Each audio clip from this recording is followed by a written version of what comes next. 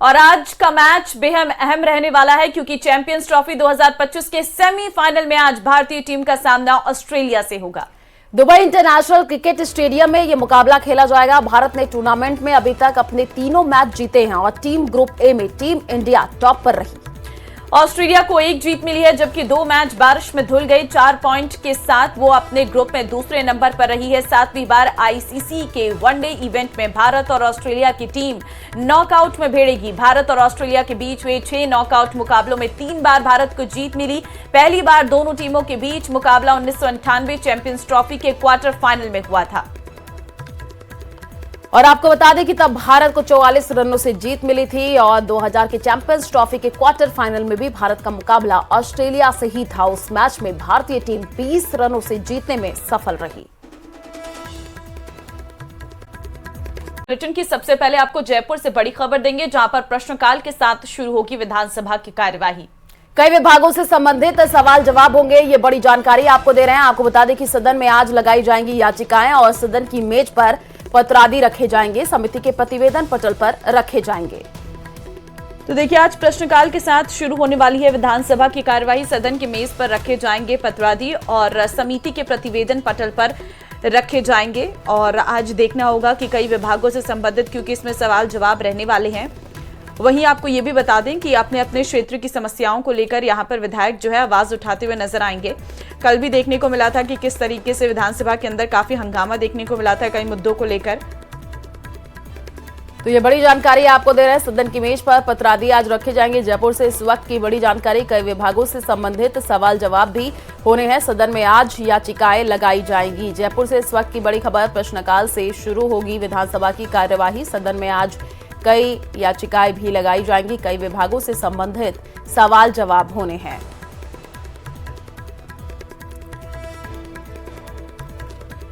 तो आज विधानसभा की कार्रवाई रहेगी जिसमें कई सवाल जवाब रहने वाले हैं। कई ध्यान आकर्षण प्रस्ताव भी इसमें देखने को मिलेंगे। और वहीं आपको ये भी बता दें कि कल जिस तरीके से हंगामा देखने को मिला था सदन के भीतर, आज देखना होगा कि क्या खास रहने वाला है।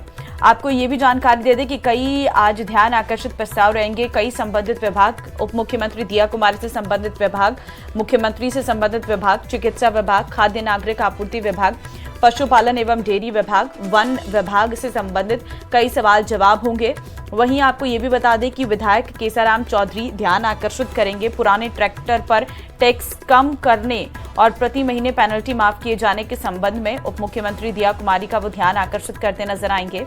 वहीं आपको ये भी जानकारी दे दें कि आज पेट्रोलियम प्राइवेट लिमिटेड द्वारा औद्योगिक लीज भूमि के दुरुपयोग करने की उत्पन्न स्थिति के संबंध में भी ध्यान आकर्षित करेंगे विधायक हरिमोहन शर्मा करेंगे ध्यान आकर्षित। आपको बता दें सदन की मेज पर रखी जाएंगी कई पत्रादि।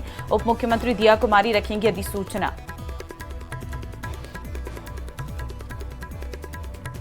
विधानसभा में पिछले 1 हफ्ते चला गतिरोध भले ही शुक्रवार को खत्म हो गया हो, लेकिन सोमवार को कार्यवाही शुरू होते एक नए मुद्दे पर सत्ता पक्ष और विपक्ष आमने सामने आ गए।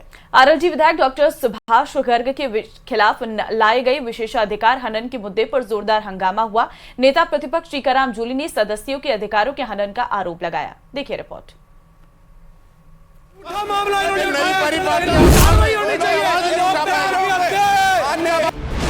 विधानसभा में फिर हुआ हंगामा।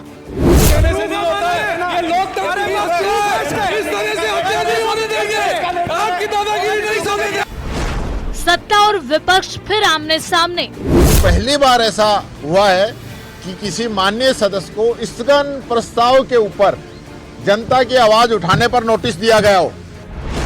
टीकाराम जूली की बीजेपी विधायकों से बहस। मैं एक विशेषाधिकार हनन का प्रस्ताव सदन में प्रस्तुत करना चाह रहा हूं। माननीय अध्यक्ष महोदय, विधानसभा के प्रक्रिया तथा कार्य संचालन समिति नियमों के नियम 157 के अंतर्गत विशेषाधिकार हनन का प्रस्ताव प्रस्तुत करने के संबंध में आपसे अनुमति चाहिए।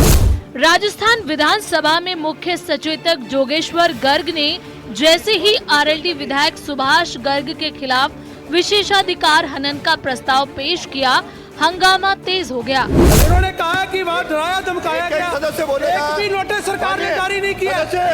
अरे माननीय सदस्य, बीजेपी विधायक कैलाश चंद्र और कांग्रेस विधायक बोरा के बीच तीखी बहस हुई। बोरा जी, डराने धमकाने का मामला है। यदि किसी सदस्य ने उठाया, आपके पास क्या प्रूफ है कि उसको नहीं हटाए गए हैं? आपके कहने से नहीं होता है, मैं बताता हूं, आपके कहने से नहीं होता है। ये लोकतंत्र की हत्या है। इस तरह से हत्या नहीं होने देंगे। आपकी दादागिरी नहीं सोने देंगे। ये लोकतंत्र की हत्या है, ये हत्या नहीं होने देंगे। यदि किसी सदस्य ने उठाया, आप इस तरह से डराने धमकाने का काम करें, नहीं चलेगा। सारा झूठ हमारी प्रक्रिया से चलेगा, आपकी कहने से नहीं चलेगा। नहीं है, आप नहीं चलेगा। लोकतंत्र की हत्या है, सरकार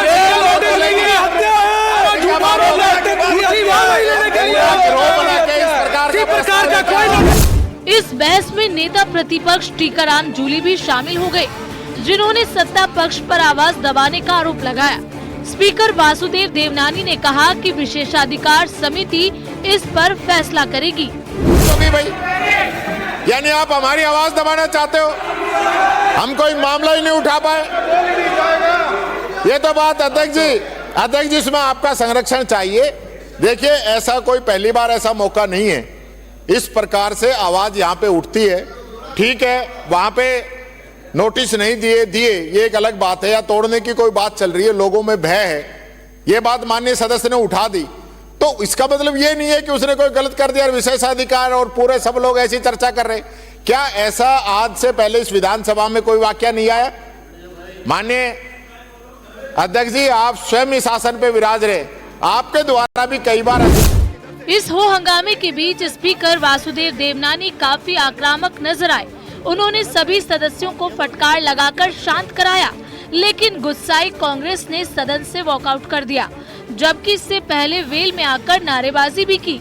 विशेषाधिकार हनन का जो मामला है, मुख्य तौर पे मेंबर का रहता है, एमएलए का रहता है कि उसका क्वेश्चन का गलत जवाब आ गया, उसको कहीं आने में किसी ने रोक दिया, वो विधानसभा आना चाहता था, या अन्य काफ़ी चीज़ें हैं, पूरी नियम प्रक्रिया से कहीं रोका गया तो उसका मान सम्मान मर्यादाएं उन सब को लेके आता है।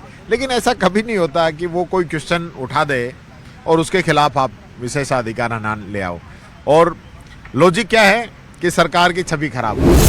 दरअसल मुख्य सचेतक जोगेश्वर गर्ग का आरोप है कि सुभाष गर्ग ने 24 फरवरी को विधानसभा में शून्यकाल के दौरान भरतपुर के लोहागढ़ में स्थानीय निवासियों को नोटिस देने का जो मुद्दा उठाया वो गलत तथ्यों पर आधारित था, जिससे लोगों में डर का माहौल बना। लेकिन आरएलडी विधायक सुभाष गर्ग ने मीडिया से उन सबूतों को साझा किया, जिससे ये साबित होता है कि जनता को नोटिस दिए गए। कोई भी चीज है, हमारा ये संवैधानिक दायित्व है कि हम चीजों को उठाएं, सरकार जांच कराए, सरकार जांच करा के। और आज माननीय अध्यक्ष महोदय ने जो किया है, एक तरफा जो कार्रवाई की है, मैं इसकी निंदा करता हूं। कोई बात थी तो मुझको नोटिस दिया जाता, पहले जांच एक कमेटी बनाते कि वास्तव में विशेषाधिकार हनन, वो भी उल्टा। हमेशा जो संबंधित विधायक लाता है विशेषाधिकार हनन का नोटिस। ये पहली बार देखने को मिल रहा है कि सरकारी जो मुख्य सचेतक हैं वो विशेषाधिकार लाएं। तो विशेषाधिकार हनन तो एमएलए का होता है, सरकार का विशेषाधिकार हनन कहां से हो गया? इस पूरे मुद्दे पर सरकार एकजुट है और आरएलडी विधायक पर सरकार की छवि खराब करने का आरोप लगा रही है। सरकार की छवि धूमिल करने के लिए या स्वयं के निजी हित साधने के लिए मिथ्या तथ्यों का उपयोग सदन में किया जाए, ये अशोभनीय भी है, उचित भी नहीं है और निश्चित रूप से विशेषाधिकार हनन के दायरे में आता है। भरतपुर के लोहागढ़ में रहने वालों को नोटिस दिया गया या नहीं, ये जांच का मुद्दा है, जिसकी जिम्मेदारी प्रशासन की है। लेकिन बजट सत्र में जिस तरह सत्ता पक्ष और विपक्ष के बीच अलग अलग मुद्दों पर हंगामा बरपा है, उससे नुकसान आखिरकार आम जनता का ही हो रहा है। Bureau report, news 18 Rajasthan.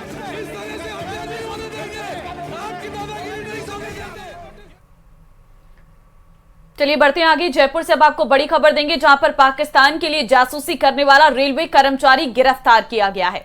महिला एजेंट ने हनी ट्रैप में फंसा करके जासूसी करवाई और आरोपी भवानी सिंह को जयपुर ला करके पूछताछ की गई है। इस वक्त की ये बड़ी जानकारी आपको दे रहे हैं। पाकिस्तान के लिए जासूसी कर रहा था एजेंट, और महिला एजेंट ने हनी ट्रैप में फंसा करके जासूसी करवाई है। आरोपी भवानी सिंह को जयपुर ला करके अब पूछताछ की गई है। पाकिस्तान के लिए आपको बता दें कि जासूसी करने वाला रेलवे कर्मचारी गिरफ्तार कर लिया गया है। तस्वीरें भी आपको टीवी स्क्रीन पर दिखा रहे हैं। महिला एजेंट ने हनी ट्रैप में फंसा करके जासूसी करवाई।